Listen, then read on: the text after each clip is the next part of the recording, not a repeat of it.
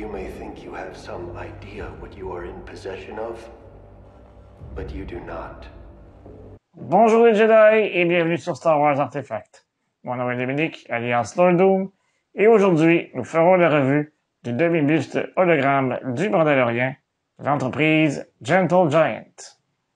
Ce buste fait partie de la série Legends in Three Dimensions de l'entreprise Gentle Giant et était une exclusivité du Comic-Con de San Diego à l'été 2021.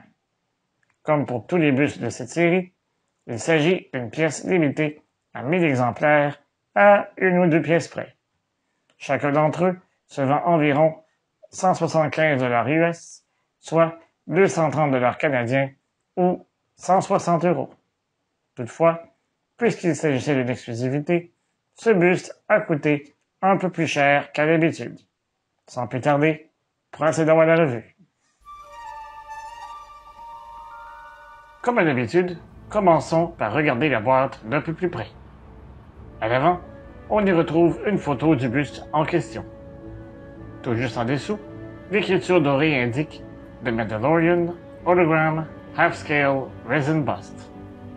Dans le coin supérieur gauche, on y retrouve le logo de Star Wars et dans le coin supérieur droit, on peut lire qu'il s'agit d'une pièce de collection pour adultes et qu'il ne s'agit pas de jouets.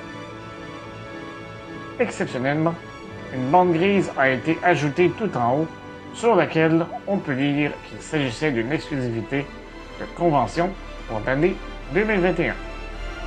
Les côtés gauche et droit sont identiques et très peu détaillés. On y retrouve le logo de la série Legends in Three Dimensions et on peut y lire à nouveau The Mandalorian Hologram Half-Scale Resin Bust. À l'arrière, on y voit le logo de Star Wars et au centre, on y retrouve un texte dont la traduction va comme suit. Son corps est protégé d'une armure en Beskar. Son visage est dissimulé derrière un masque avec une lisière en forme de T. Et son passé est mystérieux. Personne ne connaît vraiment l'identité de cet étranger. Ce Mandalorien usé par la guerre et peu bavard est un chasseur de primes extraordinaire dans une galaxie de plus en plus dangereuse.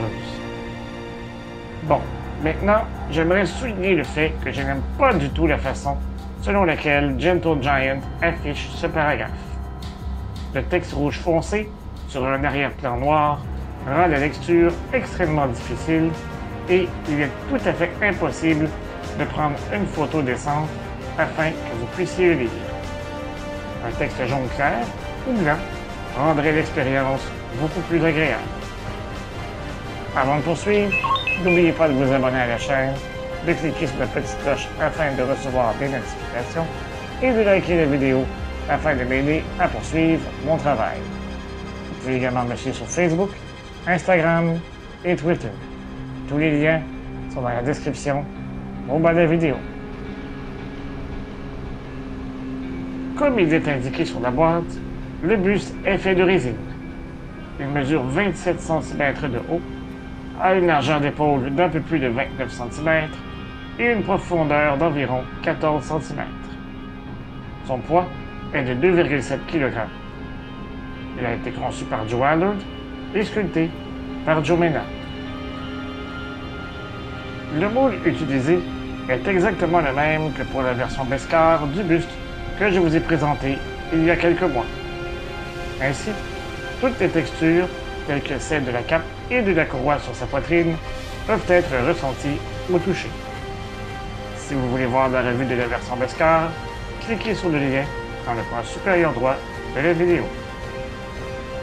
Toutefois, cette version-ci est entièrement faite de résine transparente. Lorsqu'on la regarde ainsi, on dirait presque une sculpture de glace. Cependant, afin de créer l'effet de hologramme, 4 lumières à belles bleues ont été ajoutées au centre de la base. Lorsqu'elles sont activées, l'effet est tout à fait magnifique. La base des deux bustes est également faite à partir du même boule. La seule différence est que celle de la version holographique est de couleur noire plutôt que grise. Sous la base, on y retrouve entre autres le copyright, le nom du fabricant, l'endroit où il a été conçu, ainsi que le numéro de l'exemplaire. Dans mon cas, je possède le numéro 193.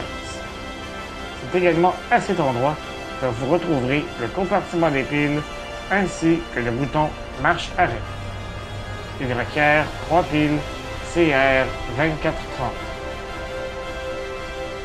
Chaque buste de cette série est accompagné d'un certificat d'authenticité. Sur le certificat, on y retrouve une fois de plus le numéro de l'exemplaire. Puisqu'il s'agissait d'une exclusivité du Comic-Con de San Diego, j'étais très peu optimiste à l'idée d'avoir cette pièce dans ma collection. Dans le meilleur des cas, je me disais que j'allais devoir débourser une bonne somme d'argent pour en faire l'acquisition. J'ai donc été agréablement surpris de découvrir sous le sapin de Noël ce cadeau de mes parents, accompagné de l'exclusivité 2022, l'officier Stormtrooper du premier ordre. J'en ferai d'ailleurs la revue au cours des prochains mois.